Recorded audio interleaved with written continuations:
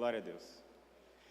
Queridos, esses últimos 2 meses, nós estamos falando do Evangelho, da prática do Evangelho, da onde a gente pode usar o Evangelho.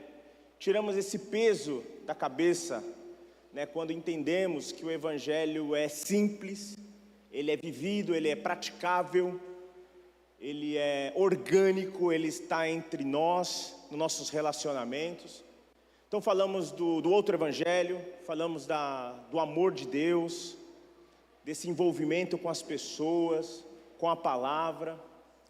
Falamos sobre tudo isso, amém? Vocês lembram? 2 meses falando sobre o Evangelho.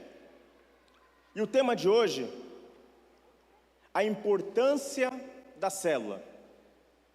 Mas o que tem a ver, a importância da célula. E aí, eu participei de muitas células, queridos, você também. Quantos aqui estão participando de alguma célula aqui na comunidade? Levanta a mão, muito bom, muito bom. Eu tenho uma relação em casa dos irmãos, e eu sei quantos irmãos não estão participando de célula. E alguns motivos legítimos, outros a gente não sabe nem o motivo. E pensando nisso, eu peguei essa relação, falei, poxa, porque a comunidade da graça, não só aqui de Sorocaba, mas a comunidade da graça, ela se importa nesse envolvimento em célula. Isso é ensinado. A gente pensa sobre vocês, a gente pensa a nível geográfico, a localização dos irmãos. A gente ora por isso, a gente pergunta, questiona, a gente se autoavalia para ver o que a gente está fazendo com os irmãos, a dinâmica disso, quem está responsável pela célula. A gente conversa sobre isso. Isso é uma preocupação da comunidade da graça, aqui de Sorocaba. E Jesus, por que a gente se preocupa com isso? Qual que é a origem disso? Se a gente for, eu li um livro, era um best-seller na minha época, isso talvez no finalzinho de 90, mas já era antigo, é um livro da década de 80, do Pong Yang-Shou. É um homem de Deus, na China, a maior igreja do mundo na época, a maior igreja do mundo, e ele escreveu um livro, e muitos pastores leram esse livro, no Brasil inteiro. Eu li esse livro na época, que é Grupo Familiar e o Crescimento da Igreja. Mas essa igreja, ela cresceu por um movimento de oração. O que eu vou contar aqui agora para vocês é um pouco da origem do que a gente chama de célula hoje, no Brasil e na comunidade da graça. Um movimento em oração com as mulheres. E naquela época já era um escândalo as mulheres se organizarem para orar, para desenvolver oração. E isso cresceu tanto lá, que a oração começou a ser interrupta, 24 horas, faziam fila lá fora para as pessoas entrarem e fazer a oração. E começou isso com as mulheres, depois os homens se envolveram, os jovens se envolveram. Mas começou com uma oração das mulheres. Cadê as mulheres aqui? A importância da oração. E aí esse pastor, ele organizou em grupos, porque não dava mais para organizar isso, porque eram milhares de pessoas. E aí, além disso, começou a receber pessoas do mundo inteiro. Os pastores iam lá do mundo inteiro para ver o que estava acontecendo naquela igreja. E aí separou em grupos nas casas. E aí muitos pastores foram lá, leram esse livro, e no mundo inteiro se aplicou essa dinâmica de grupos familiares. De grupos. Isso abençoou, aí cada um usou o seu método, e é na Coreia, tá? Me perdoa, eu falei China, É uma igreja na Coreia, a maior igreja do mundo na época. A Coreia é pequenininha, muitos pastores tentaram aplicar isso nos Estados Unidos. Os Estados Unidos é gigante, as pessoas moram distantes, o lado geográfico começou a ser uma dificuldade, as grandes metrópoles. Os pastores da Europa se beneficiaram com isso, com esse modelo de grupos familiares. Foi muito bom. Aliás, é um princípio. Em Atos 2, a igreja se reunia nas casas. Tem um livro, que eu esqueci o nome, acho que é Os Perseguidos. acho que é esse o nome do livro, antigo. Tem uma história que em uma região na África era proibido a gente se reunir como igreja. Então eles se reuniam nas casas e uma vez por ano, isso era combinado com o governo, que fazia opressão na igreja. Uma vez por ano eles se reuniam como igreja. O restante dos anos eram nas casas. Então nesse dia específico do ano que eles se reuniam como igreja, era uma festa. A saudade dos irmãos, já imagina, uma vez por mês, você vê o pastor, uma vez por ano. Se você não está na célula dele, né, era uma vez por ano. Uma vez por ano.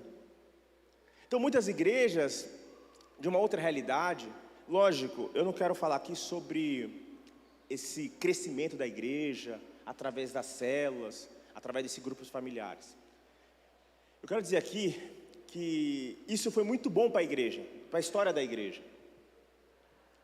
E aí tem uma história que você conhece, que é na Colômbia. Colômbia, na década de 80, a nação sofreu com guerrilha. Tinha 2 cartéis, o de Medellín e o de Cali. Eram guerrilhas. É como se fosse o PCC e o Comando Vermelho, para exemplificar. Grupos terroristas, bandidos. Então existia uma guerra civil, então a população sofreu muito, mortes aconteciam. Se você assistiu aquela série Narcos, né, do Pablo Escobar, é aquela época que eu estou me referindo, na década de 80, década de 70 para 80. Isso foi uma realidade para a nação na Colômbia. Muitos jovens estavam morrendo, então você saía para trabalhar, não sabia se voltaria. Uma bala perdida, um assalto. Foi um tempo muito difícil. Só que, naquela mesma época, nessa mesma dificuldade, muitos jovens estavam se convertendo. Foi uma explosão de conversões na Colômbia. E um pastor teve uma ideia de reunir esses jovens, principalmente os jovens estavam se convertendo. Muitos estavam morrendo, muitos estavam nesse esquema das guerrilhas, nesses 2 cartéis, ou a polícia corrupta, enfim, era uma tragédia. Se você viu essa série, você tem um pouco da noção do que aconteceu na Colômbia. Só que muitos jovens começaram a se converter, e um pastor, não vou citar nomes aqui, tá? Mas um pastor reuniu esses jovens, fazia um retiro, levava para um sítio no final de semana, falava do Evangelho, batizava, era batizado no Espírito Santo, e na segunda-feira eles estavam pregando o Evangelho. E aí ele pegava esses jovens que se convertiam, trazia para esse retiro, falava do Evangelho, se convertiam, eram batizados, e depois iam na segunda-feira. Aí eles chamavam essa reunião de o encontro. E aí se deu o nome, para se organizar esse movimento, deu o nome de G12. Isso ficou lá na Colômbia, e deu muito certo lá. As pessoas se converteram, a igreja, foi o momento que a igreja mais cresceu, foi nesse período, na Colômbia. E aí um brasileiro, versão tupiniquim, uma versão brasileiro, foi lá, porque os pastores, isso chamou a atenção do Brasil, dos países vizinhos. E um pastor trouxe isso para cá, para o Brasil. E aí, de vez de G12, virou M12, bem criativo, né? Mas trouxe esse modelo, onde que 12 cuida de 12, que cuida de 12, que cuida de 12. E aí criou métodos, formas de se fazer. Organizou, tentou organizar. Só que aí a nossa versão, aí criou visão celular, o MDA, modelo apostólico, do discipulado apostólico. Visão celular, já falei, MDA, grupos que tinham controle sobre os irmãos. Então a célula não era só um momento dos irmãos, era um momento de controle, onde muitos eram controlados, a sua vida financeira, do que você ia fazer. Você tinha que dar a justificar para aquele líder que era responsável pelos 12. Isso no Brasil se espalhou por todas as igrejas, cara, impressionante. Eu participei de uma célula dessa que era cobrada dízimo, oferta. você dizimava e ofertava. Alguns assim, né? Queridos, é estranho mesmo. A gente tá aqui no céu. Eu vi isso com meus próprios olhos, eu sentado numa casa, num apartamento, lá na Moca. E era um amigo meu, fazendo a célula. Muito constrangedor, muito constrangedor. Então as pessoas controlavam se você dava o dízimo ou não. O que você fazia com o seu dinheiro, o que você deixava de fazer na semana. Seus filhos eram controlados. Eu cheguei a ver coisas do filho de um amigo meu, ia namorar, tinha que pedir permissão para o líder ali, para ver se podia ou não podia. Então essa versão tupiniquim que nós trouxemos para o Brasil, trouxe muito trauma, constrangimento. Ao invés de ser uma coisa positiva, uma coisa boa, trouxe isso. Eu sei de alguns irmãos aqui, eu já conversei com alguns, eu sei que alguns tiveram algumas experiências assim. Eu participei também de algumas coisas parecidas com isso. Mas é importante você entender a origem. E a origem, porque assim, quando um cacique fala alguma coisa na igreja, alguém, né, no púlpito com o microfone, nós entendemos o quê? Né, você viu aquela expressão? É a boca de Deus aqui na terra. Então se você discorda, como você vai discordar de alguém que é a boca de Deus na terra? Então era imposto isso, era uma coisa obrigatória, tinha lista de chamada. Então, essa nossa versão trouxe muitos conceitos. Cara, assim, com amigos, eu falava de célula, vamos lá, tem uma célula. Uma coisa dentro da minha casa, tive uma situação como essa, né, com meu pai achava isso um absurdo, por experiências, né, que ele teve. Então, na minha adolescência, eu não tive a célula dentro da minha casa, né? E aí, por que o nome célula, né? Por que esse nome, né? Não está na Bíblia esse nome. Por que a gente tem essas coisas humanas que às vezes a gente para pensar, a gente pega a referência de uma outra igreja, de um outro irmão, né? Muita gente fazendo assim com a cabeça, né? Vocês estão concordando, né? Amém, eu acho, né? Isso às vezes não é conversado entre nós, né, como igreja, não é exposto a origem desses grupos familiares, de onde surgiu, de onde desenvolveu essa nossa versão brasileira, dessas nomenclaturas, desse modo de fazer. Abra lá sua Bíblia.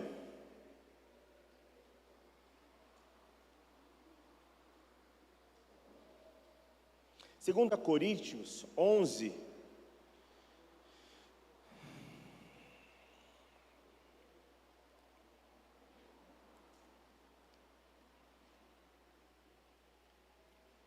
Segunda Coríntios 11.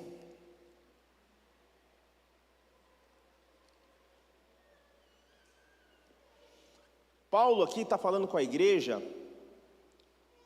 As duas cartas de Coríntios é Paulo alertando a igreja, corrigindo a igreja de alguns comportamentos.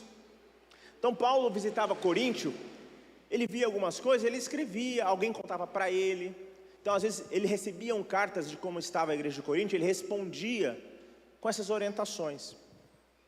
Então o livro de 1 Coríntios a 2 Coríntios são duas cartas que Paulo escreveu. E em 2 Coríntios 11, Paulo escreve assim, no verso 3, diz assim: o que receio e quero evitar é que, assim como a serpente enganou Eva com astúcia, a mente de vocês seja corrompida e se desvie de sua sincera e pura devoção a Cristo. Se tem contaminação, já não é pura. Existe uma coisa chamada sincretismo. O que é sincretismo? É quando há uma mistura, deixa de ser puro.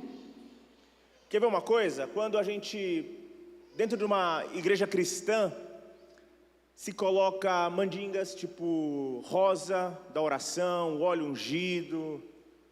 Ou seja, isso é sincretismo. Você está misturando rituais ou costumes de outra religião para uma religião cristã. Aí mistura, isso chama sincretismo. É uma mistura, não é puro, deixou de ser puro. E Paulo tinha essa preocupação, essa mesma preocupação do sincretismo na igreja de Coríntio.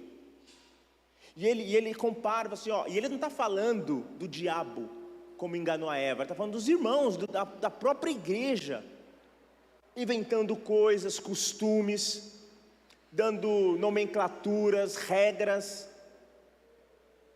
A preocupação de Paulo, a sincera preocupação de Paulo era exatamente isso, manter o evangelho puro, na devoção a Cristo. Quando nós temos essa preocupação, 50% dos nossos problemas estão resolvidos. Os outros 50% é com você, é com a sua sinceridade em Deus. Então, quando Paulo escreve isso para a igreja de Coríntio estava se desviando dos seus costumes, colocando coisas que não deveriam, sujeiras dentro da igreja, onde que não era benéfico para ninguém.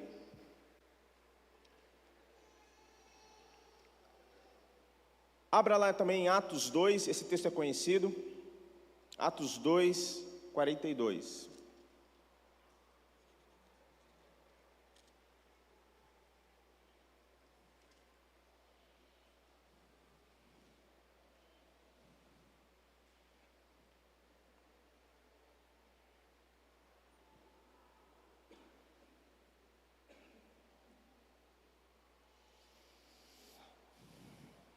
Diz assim: e eles se dedicavam ao ensino dos apóstolos, e à comunhão, e o partir do pão, e às orações. Todos estavam cheios de temor, e muitas maravilhas e sinais eram feitos pelos apóstolos. Os que criam mantinham-se unidos e tinham tudo em comum, vendendo suas propriedades e bens, distribuindo a cada um conforme a sua necessidade. Todos os dias continuavam a reunir-se no pátio do templo. Até aí. Aí fala do partir do pão, da comunhão dos irmãos. A nossa intenção como grupos familiares, ela é totalmente, não é totalmente diferente, mas ela é com base nesse texto de Atos 2, 42. Onde você pode ter a liberdade de estar com os irmãos. Quer ver, eu listei algumas coisas aqui. As vantagens de nós estarmos em uma célula. O ensino dos apóstolos, como diz aqui em Atos 2, o ensino dos apóstolos. Na célula, querido, é onde você aprende, onde você escuta, é onde você tem oportunidade de falar, onde você tem oportunidade de ler o que está sendo lido. Porque muitas vezes aqui você lê aqui no telão, ou só anota, de ler, de saber o contexto daquele texto. Você tem a comunhão, você se relaciona. Jesus, quando veio na terra, ele não nasceu e aos 30 anos ele subiu em um monte e ficou lá por 3 anos e desceu e foi crucificado. Jesus se relacionou. Esteve em um casamento. Jesus esteve em um casamento. Jesus esteve nas ruas, nas casas, em festas, em velório. Jesus foi visitar enfermos. Jesus se relacionava. O evangelho, ele só pode ser expressado através do relacionamento. Então a igreja aqui de Atos 2, 42 se relacionava, tinha tudo em comum. Não significa que todos concordavam, tinha tudo em comum. Jesus andava pela rua, Jesus pagava impostos, Jesus trabalhava, descansava. Jesus se relacionava. O evangelho, ele é praticável no relacionamento. E agora que você sabe um pouquinho da origem, do que é uma célula, de como nasceu isso, nós também trabalhamos dessa forma.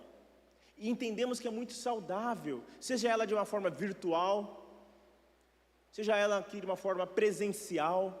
O fato de estarmos juntos, de conversar, olhar no olho um do outro, entender a necessidade um do outro, nos envolver. Queridos, eu participei de uma célula uma vez que uma pessoa estava lá, nunca tinha cantado parabéns, nunca tinha feito um bolo para ela. Foi na célula, a primeira vez que cortaram um bolo e cantaram parabéns para ela. Foi numa célula. Foi numa célula que eu me converti. Foi numa célula que fizeram um convite para minha irmã, ela se converteu, ela foi curada fisicamente numa célula.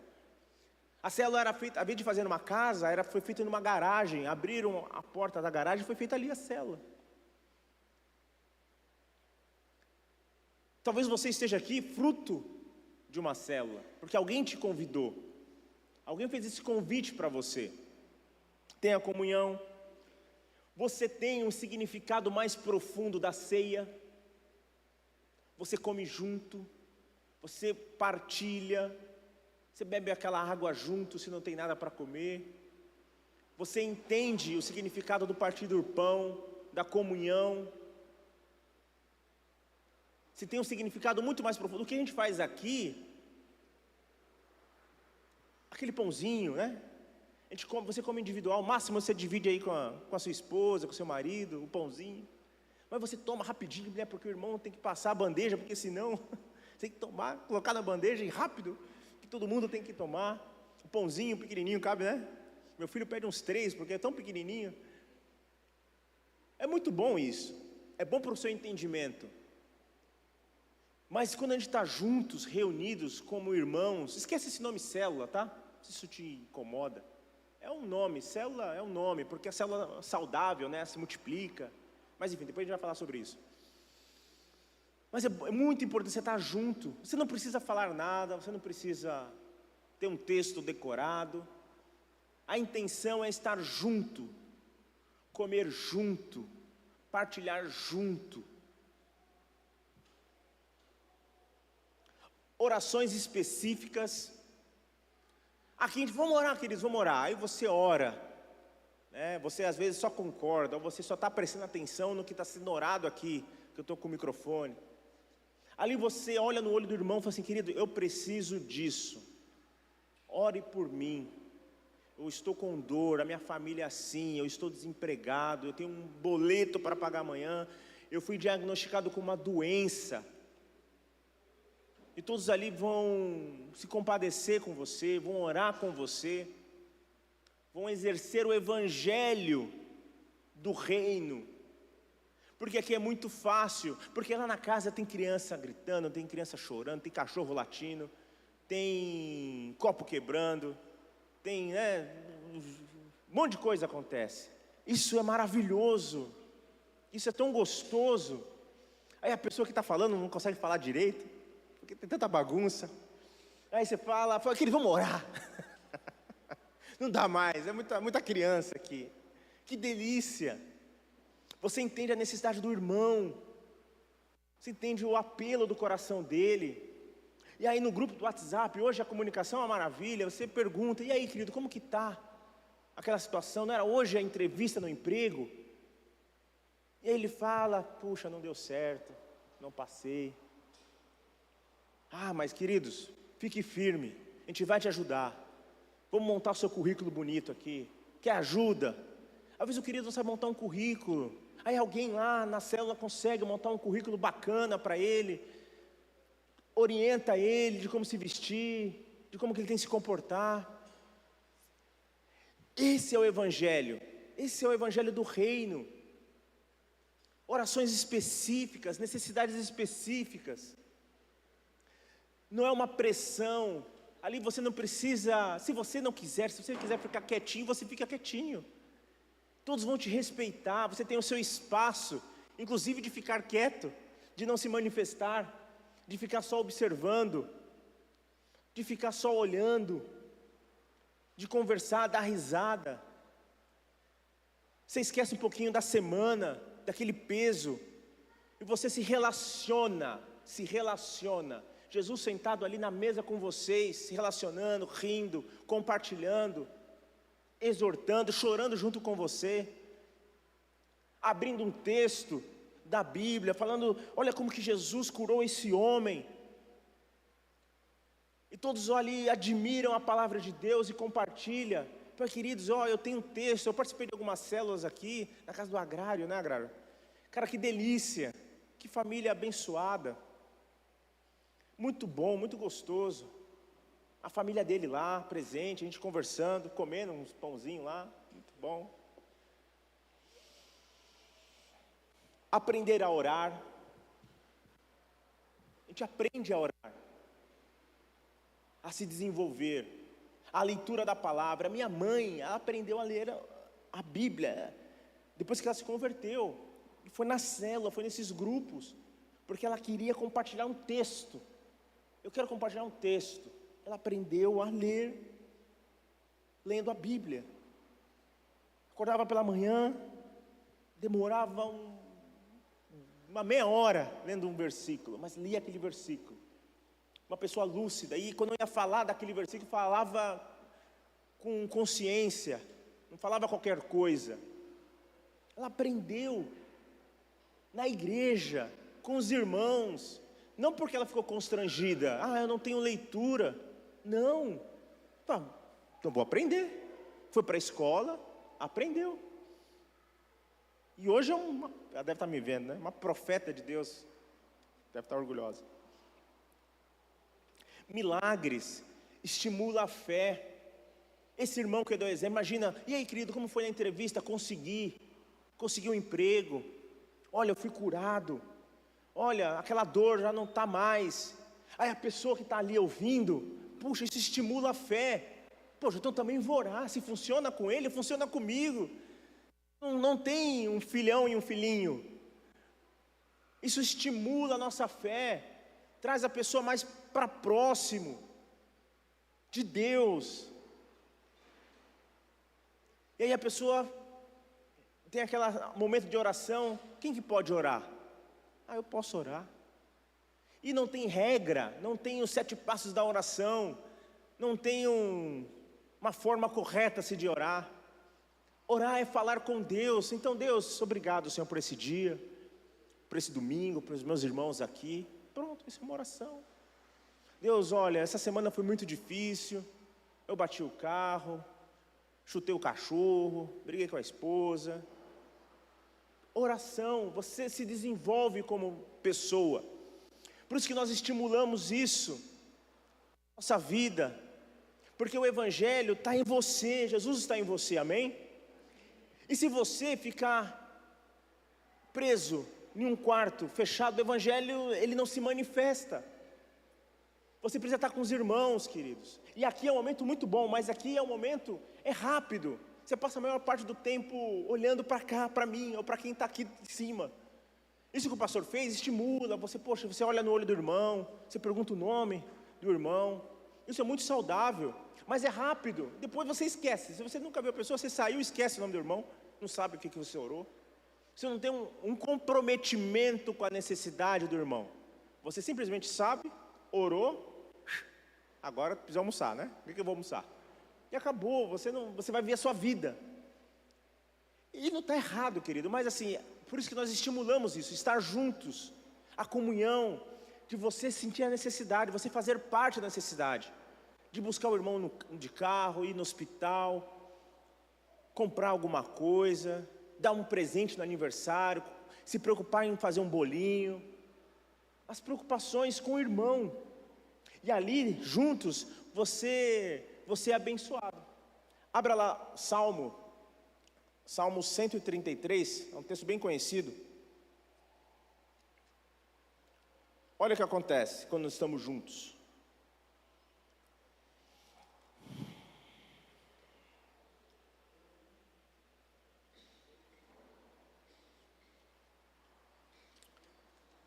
Salmos 133, verso 1, diz assim: como é bom e agradável quando os irmãos convivem em união, juntos. É bom e agradável.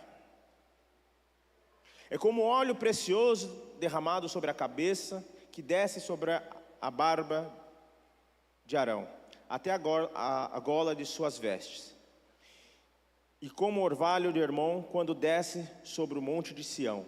Ali o Senhor concede a bênção e vida para sempre. Quando que o Senhor concede bênção e vida para sempre? Quando? Quando estamos juntos. Quando estamos reunidos. Sozinho, isso é impossível. Aquele que se isola, diz Provérbio, procura o seu próprio interesse. Não tem interesse do outro. E quando você se relaciona, você tem o interesse do outro, e o outro tem o seu interesse. E ali Deus ordena a bênção. É na comunhão, de estar juntos. Você tem a unidade, suprir a necessidade uns dos outros, a alegria de estar juntos, a simplicidade, o louvor. Então ali você louva ao Senhor, você adora a Deus, você tem o seu momento de expressar, porque muitos aqui, queridos, né, vamos lá, vamos jogar limpo. Dá risada, né? Vamos jogar limpo. Muitos aqui tem pouco costume de fazer uma devocional, de ler um livro, de pegar um texto, que seja diariamente, ler, rever esses textos que a gente cita aqui na ministração, né? Todo mundo agora assim, né? Ah, meu Deus. A gente tem a vida corrida, não que isso justifique, tá? Não que isso justifique, mas a gente tem as nossas dinâmicas. E aí o tempo passa, aí o domingo vira como você, o tanque está vazio, e você vai lá, enche o tanque para a semana, esvazia, e você vai viver a sua vida, e você pouco se importa com a vida do irmão. E aí quando a gente está juntos, a gente aprende nessa necessidade. E aí você escuta, nossa, eu preciso ler esse texto, nossa, o Senhor é tão bom comigo. E aí você cria esse hábito de estar com o Senhor no seu dia a dia, porque aí chega na célula, olha que maravilhoso, chega na célula, você fala assim, queridos, eu estava lendo esse texto ontem, esse texto falou comigo, e aí você é abençoado, e você abençoa a vida dos irmãos. E aquele irmão que estava lá todo aflito, vê você falando, foi, meu Deus, cara, ela foi abençoada, esse texto falou comigo. Então, a resposta está ali no livro, está ali, então eu vou ler também. Isso é muito importante, você aprende a ter uma vida devocional. E aí quando você tem isso, quando você tem essa consciência de comportamento, você é dificilmente enganado. Dificilmente essas versões tupiniquim que eu falei vão te afetar, porque você está consciente, você sabe se relacionar com os irmãos, você sabe se comportar, você tem conhecimento bíblico, você tem conteúdo. E se alguém precisar de oração, um vizinho, você está indo para a célula, o vizinho está lá brigando, você fala assim, vamos lá para a célula. Ou você é aquela célula dentro daquela casa, e você se manifesta no Evangelho ali. Você é como uma arma na mão de Deus, uma arma, e Deus quer usar você. Você tem potencial, você tem, o Espírito Santo habita em você, amém? Você é um representante de Cristo na terra, um embaixador. Então onde você pisa, ali é o reino de Deus. E aí o que se espera é a manifestação do Espírito Santo.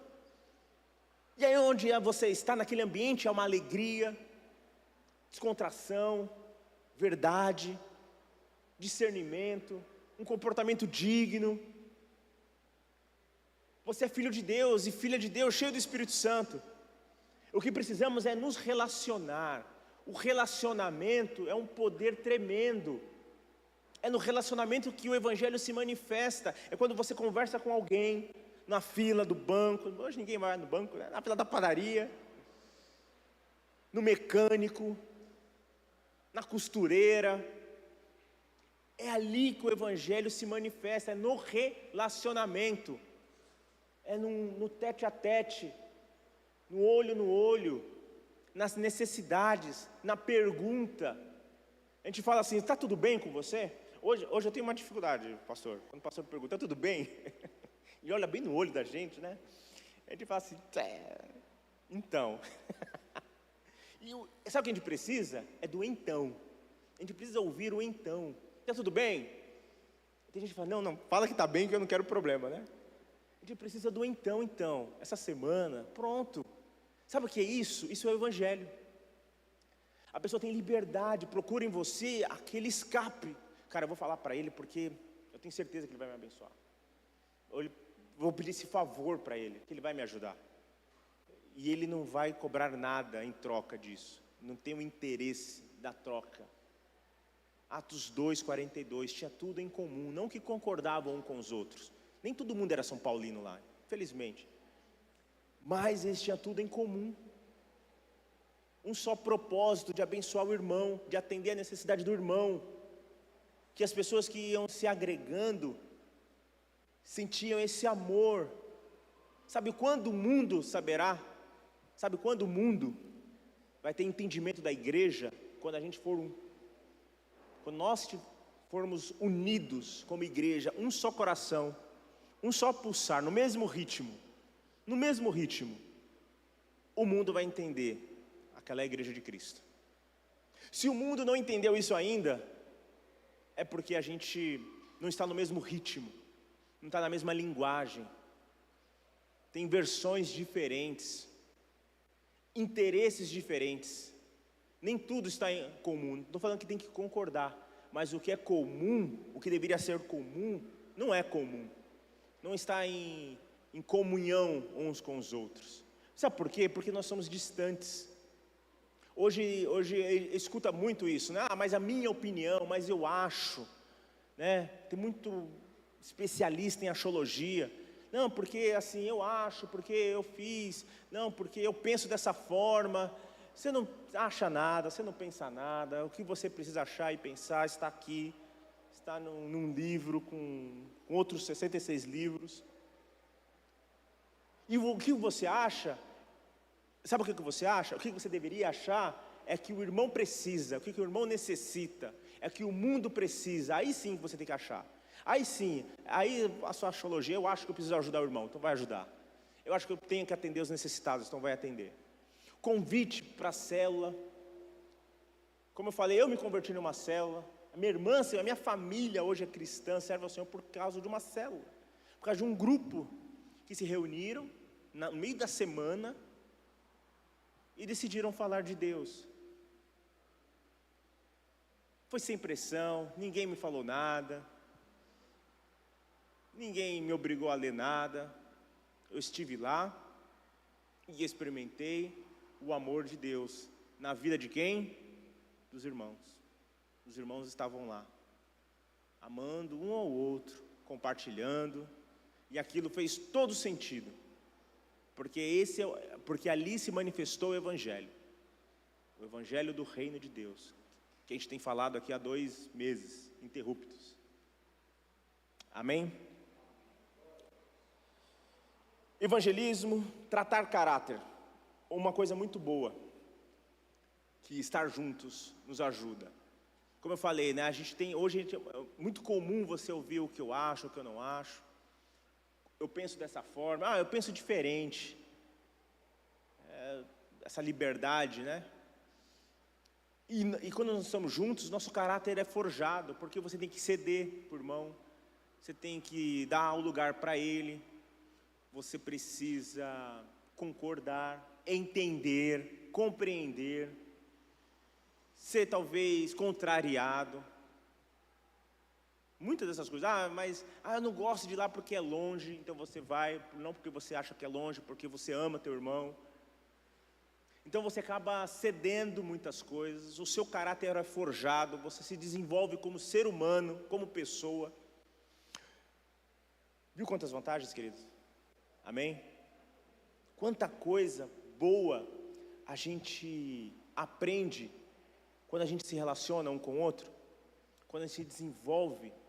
Por isso que a gente fala de célula aqui, não dessa versão tupiniquim que a gente... Porque muitos aqui passaram ou visitaram ou conheceram esquemas desses, de multimídia, né? Uma versão empresarial, que você precisa multiplicar a célula, porque senão, esquece isso aí, querido, esquece isso aí, esquece. Você tem que multiplicar o amor, a compreensão. Sabe por quê? Porque isso é consequência. O crescimento é um problema de Deus. É um problema de Deus. O seu problema é amar um ao outro, como o Senhor nos amou. É servir, atender às necessidades. Esse é o seu problema. O crescimento da célula, se vai multiplicar, se não vai, quanto tempo, se eu só estou sendo treinado, se eu não estou. Isso aí, queridos, isso aí é coisa do homem.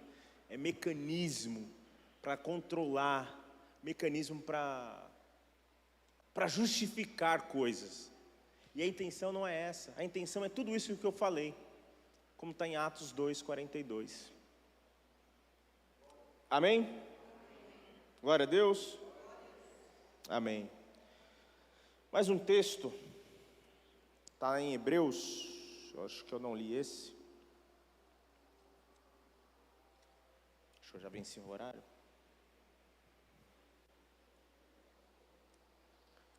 Aleluia.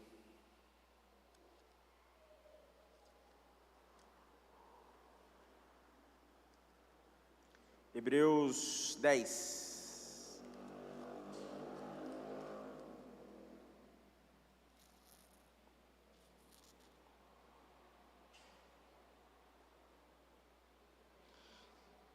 Dez, 24, diz assim, Hebreus 10, 24.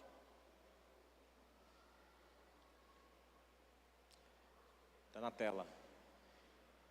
E consideremos uns aos outros para nos incentivarmos ao amor e às boas obras. 25.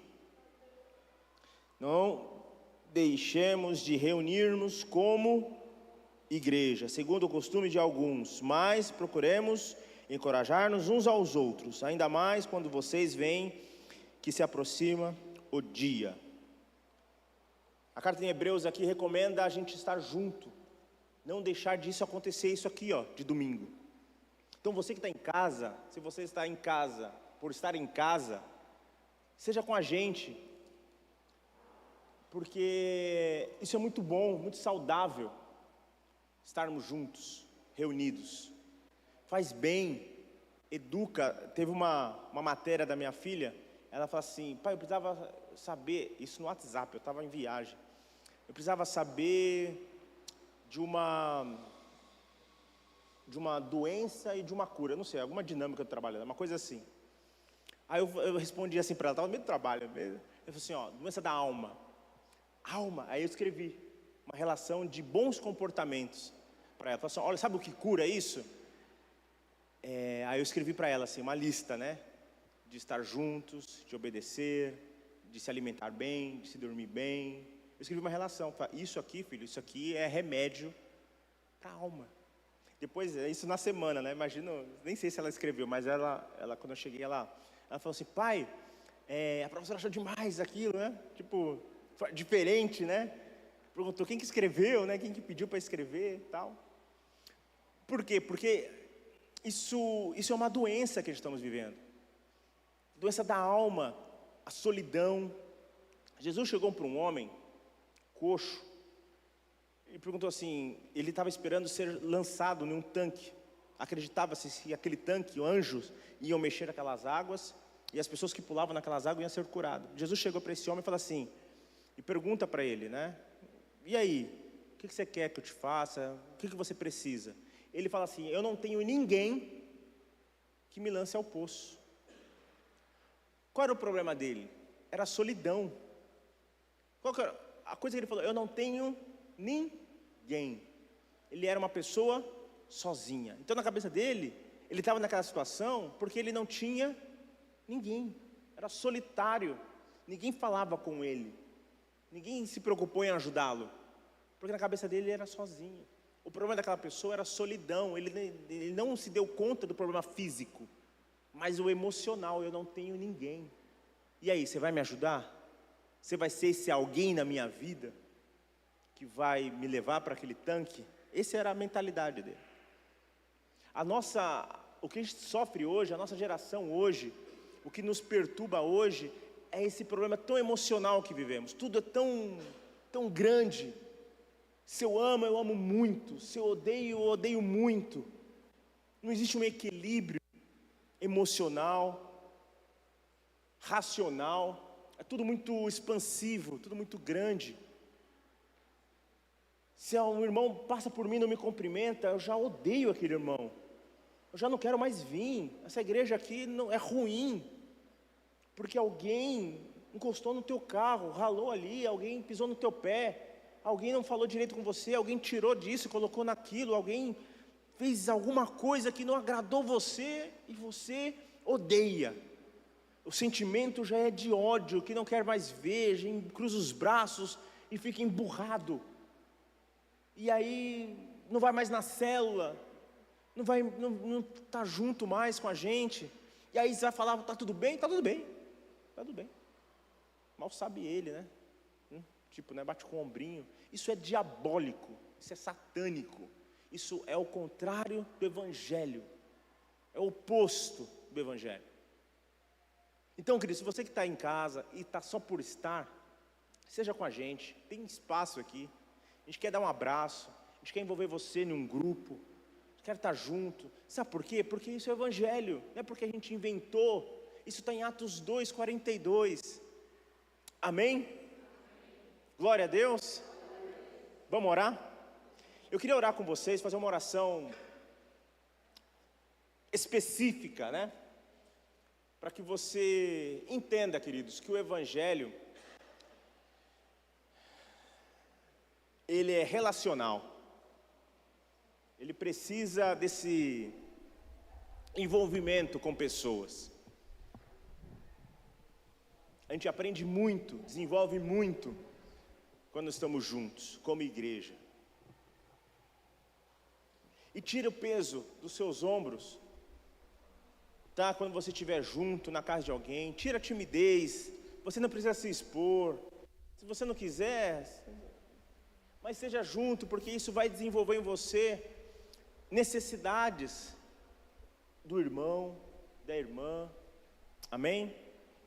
Que possamos entender o Evangelho. A gente passou 2 meses aqui, ainda vai ter um chorinho, né? Tem um caldo ainda para sair, domingo que vem, sobre a importância, queridos, do Evangelho, da manifestação do Evangelho, que habita em você, habita em mim, e o mundo precisa disso, pessoas precisam disso, algo que você tem, está dentro de você, mora em você, que isso precisa ser manifestado. Sabe aquele amor, o amor pelas pessoas, pela necessidade das pessoas, pelo aquilo que o Senhor fez na sua vida, e isso aí se manifesta na vida dos outros, porque se não for assim não tem sentido, perde o significado, perde a razão de estarmos aqui domingo a domingo, de lermos a palavra. Isso aqui, ela tem que ser, quando ela se manifesta, ela manifesta em outra pessoa, não manifesta em você, não fica preso em você, não sei como você é bonitinho, cheirosinho, da bochechinha rosada, não, isso tem que ser externo para o mundo, ser manifestado.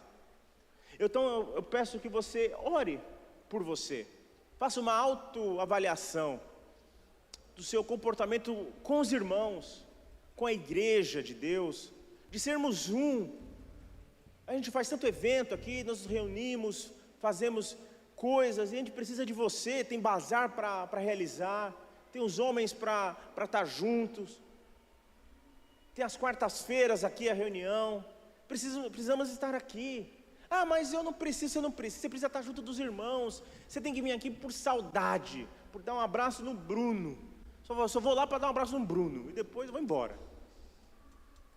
Tem que vir só para dar um abraço nele. Então, quarta, vem dar um abraço no Bruno, e fique 40 minutos aqui com a gente, para estar junto.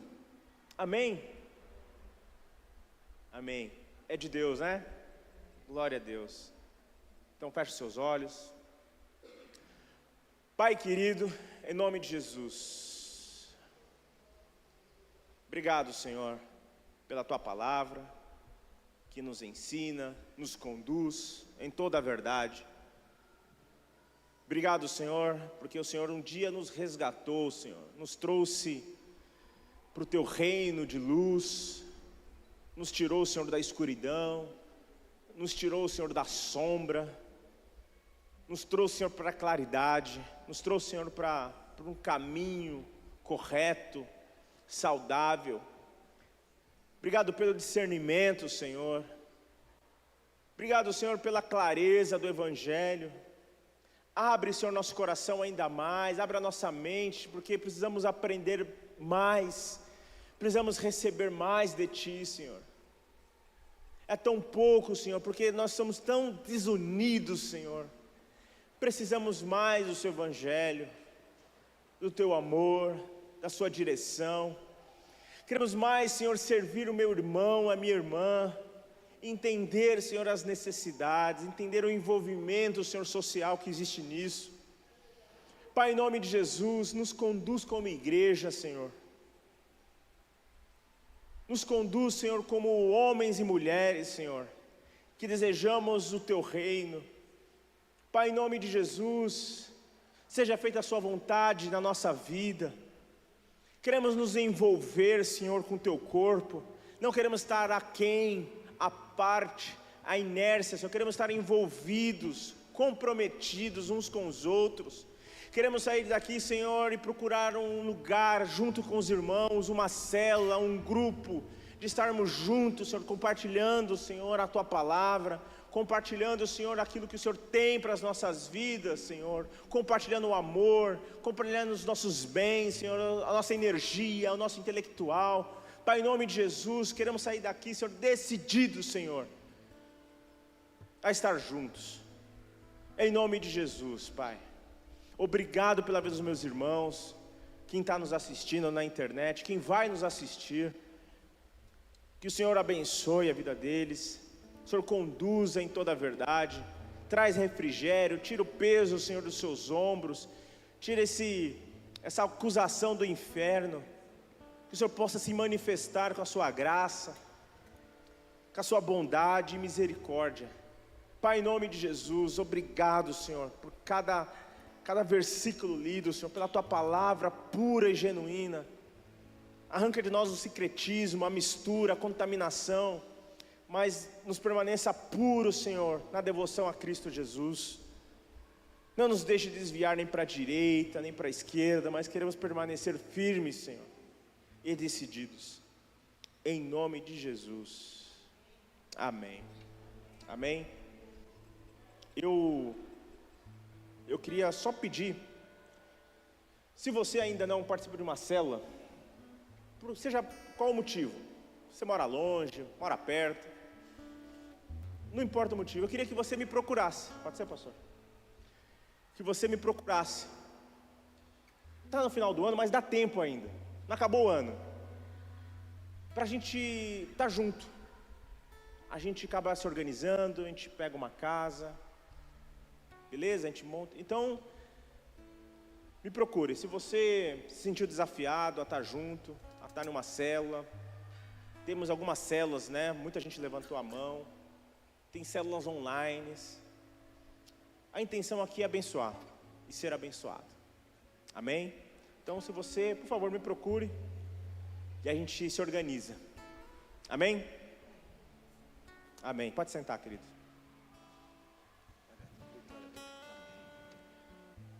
Então,